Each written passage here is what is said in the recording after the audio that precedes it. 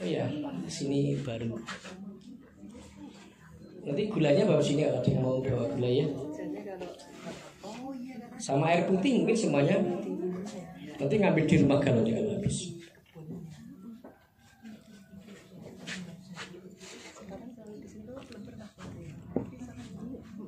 Ini sekitar pertengahan. Nanti malam ini malam 20 ya. Malam 20 Sya'ban atau ruang sekitar 10 10 hari lagi insyaallah ya, atau 9 hari lagi.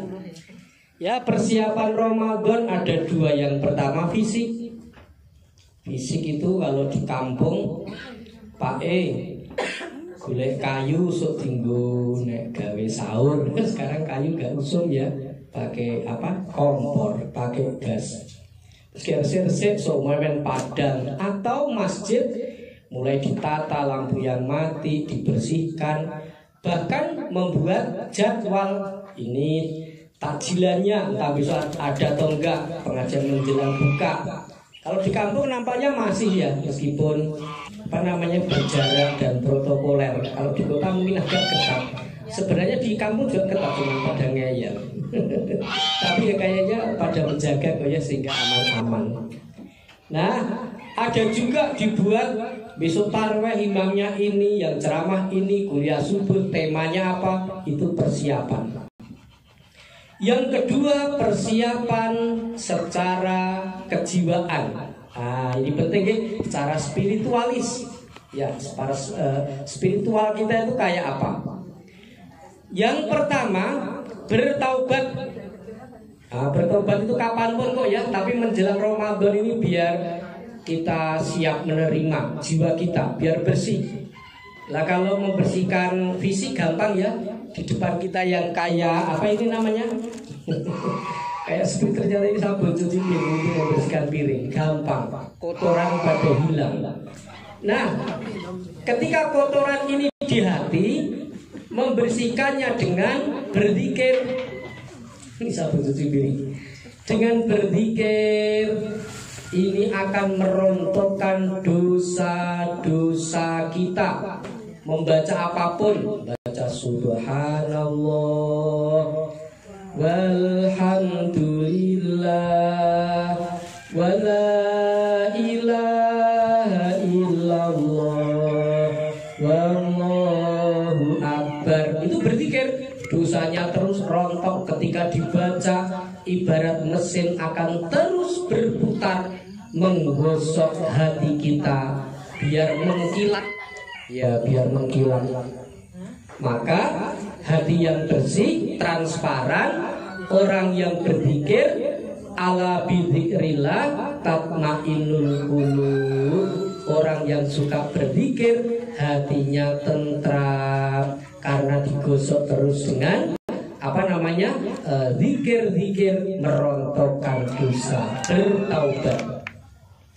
Yang kedua, mencoba meningkatkan ibadah kuantitatif maupun kualitasnya. Tadinya jarang duha, tadinya udah 2 rakaat, tambahin 4 rakaat misalnya. Bukan cuman jumlah kuantitasnya, tapi kualitasnya dimengerti, ilmunya, khusyuknya, niatnya. Ibadah hanya mencari ridho Allah biar lebih dekat. Ini meningkatkan ibadah kualitatif maupun kuantitasnya. Yang ketiga, kita mulai memperbanyak. Ini sesuai judul kita kok ya, kelompoknya Hirban ya. Ibadah sunat, membaca Al-Quran. Real dia ya, real. Kalau sempat mungkin HP-nya dikasih aplikasi Al-Quran. Gak sempat kita membaca surat-surat pendek. Tadi kan zikir kita udah membaca 30 ya tadi ya. Matur tenanan. Kul falak, kul nas. Lumayan ya. Hebat dibaca Al-Quran, dibaca. Biar memperbanyak amal kita. Yang kelima, yang belum atau yang keempat ya, membayar hutang. Entah kita ibu-ibu, entah yang bapak-bapak, iya ya, tahun lalu kok masih punya hutang 3. Nah, ini lumayan, masih ada 9 hari. Yang keempat, mulai dari sekarang memantapkan niat. Ini ya, kiat-kiat menyambut atau persiapan akan datangnya bulan Ramadan. Kita singgung tentang rukun. Ini yang hadir udah senior semua, udah pakar semua. Cuman ini ketimbang mau bicara apa ya, kita bicara puasa Ramadan. Rukun Ramadan maksudnya yang harus dilakukan. Ketika rukunnya nggak dilakukan, puasanya hanya lapar dan haus dok. Yang pertama niat. Niat itu yang melaksanakan hati. Cirinya hati, telinga kita aja nggak denger, apalagi orang lain. Kamu nggak absah, kamu kan nggak niat. Loh saya sudah, kok saya nggak dengar? Nah memang orang niat nggak denger.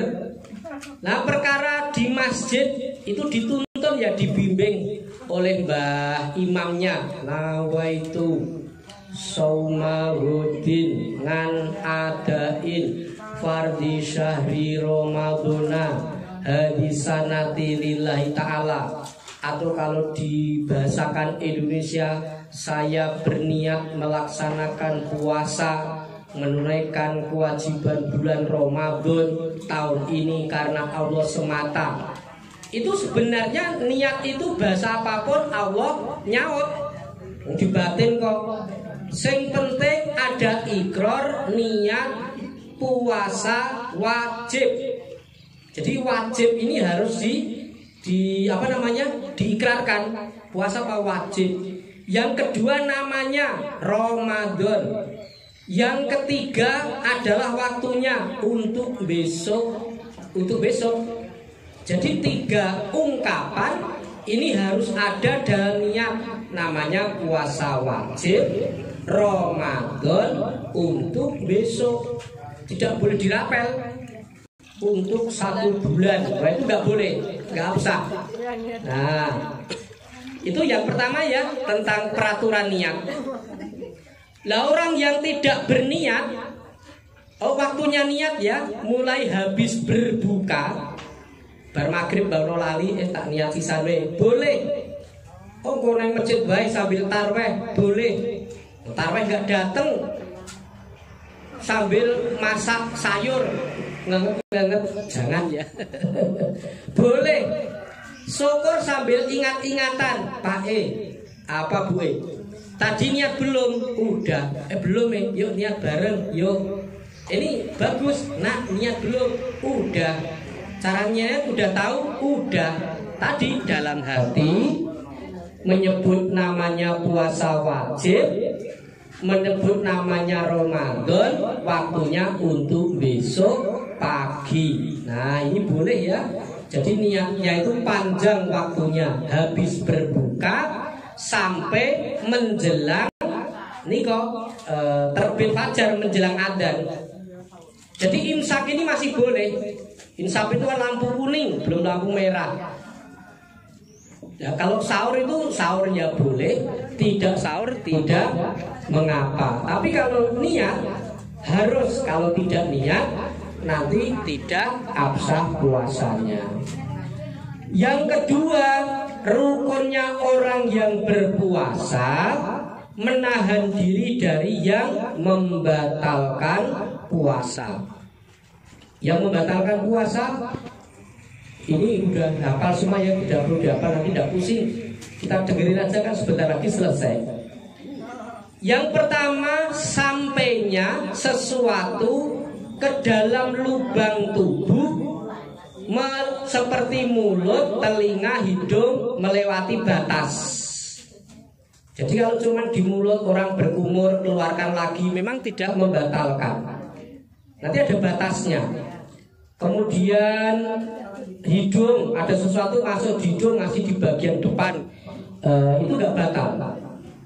Batasnya hidung masuk benda adalah sampai pangkal insang. Jadi sampai sejajar mata. Hidung kita kan di bawah lubangnya, masuk sejajar mata, melebihi dikit, ini namanya masuk.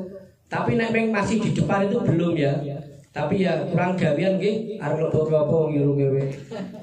Lebok malah lara. Ya sebabnya. Itu sebab enggak boleh berarti. Nomor 2 telinga. Yang batasannya masuk adalah bagian dalam yang tidak terlihat oleh mata. Jadi nih risi ya, kita korek-korek. Kalau masih di bagian luar-luar nggak apa, tapi kalau udah masuk mata sampai nggak bisa melihat sampai di mana masuknya, ini sudah melewati batas, sudah masuk ke dalam ya. Yang ketiga mulut itu batasnya sampai pada hulkum. Hulkum itu tenggorokan. Tenggorokan ini kerongkongan itu oleh dahar terus kolu itu ya tenggorokan itu. Jadi nek isine ngarep. Maka kalau ibu-ibu ngerasake sayur itu gak batal. Tapi menjamin gak boleh ada yang masuk. Nah dia koki juragan nanti ngamuk-ngamuk ya, kecuali kalau merasakan sepiring. Ini kurang hasil kok gak dikit dikeluarkan lagi nih, enggak apa-apa ya, enggak apa-apa ya. Jadi yang pertama sesampainya sesuatu masuk ke lubang tubuh melewati batas. Yang kedua mengobati, memasukkan ke salah satu. Kita ini punya 2 jalan as-sabila ini, jalan depan yang untuk pipis dan jalan belakang. Istilahnya dalam fikih ini kubur dan dubur. Ya kurang gawe ya dimasukin apa, ini tetap batal. Ya. Termasuk orang ambien kalau dipasang kateter, kateter itu ya, urin, iya nggak boleh. Yang ketiga muntah dengan sengaja. Terus yo kurang gawean nggih, muntah-muntah yo ben ngopo muntah tenan ini batal. Kalau nggak sengaja nggak apa-apa. Tapi ada itu Pak Yai. Penyakit seperti itu ada. Oh iya. Kalau karena sakit nggak apa ya, kalau memang. Bukan. Memang dia punya ini kayak Lady D dulu. Oh benar ya. Iya. Ini pengecualian memang ada ya. Iya, pengecualian ada. Yang keempat berhubungan badan. Disengaja, kalau nggak sengaja enggak. Iya. Mungkin karena diatur oleh fikih sak donya iki mungkin yo eneng lenang wedok niku lali kabeh. Niku rezeki nomplok. Mlosok dieling-eling muga-muga lali, mak kelingan. Mesti muga-muga kula lali ama dadi kelingan. Ya sengaja. Ini tidak cuma batal, tapi kena kafarat. Kafarat itu denda. Harus puasa berturut-turut selama 2 bulan. Sesasi abad malah 60 hari. Kalau tidak mampu, ini memberikan makanan pokok 1 mud. Mud ini ukuran di Mekah Madinah ya, kalau di sini 0,6 kilogram atau sekitar 3/4 kilo ya, 6 on kepada fakir miskin. Ayo wong ra duwe tenan nggih. Biar nenek sing lapor jeung Nabi kula lali kalih bojo kula kok malah ngeten. Moto ya poso orang sasi. Malah jeung Nabi sedina kula wis komeng. Pokoke ra mampu, ya sing nek ana wong miskin bae ya, nek ana wong swidak. Kok pripun kula niku malah wong sing sok dikeki. Nek kok ngekeki kula mboten duwe, akhire terus dikeki malah disodaro kanjeng Nabi. Di wong dunya niku ono-ono. Yang kelima ini keluar mani, tidak harus berhubungan badan. Mimpi. Iya, karena konani atau sebab lain. Kalau mimpi malah tidak batal. Mimpi atau bahasanya fikih ihtilam ya nggak batal. Yang keenam head, udah jam 5 lebih 30. Wah kurang 1/4 lagi malah tamunya datang. Serasa gerengan yo wis.